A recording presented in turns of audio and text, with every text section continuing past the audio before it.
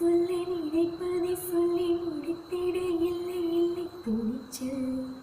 நெஞ்சில் இருப்பது கண்கள் உரைப்பது ரொம்ப ரொம்ப குறைச்சல். ஒரு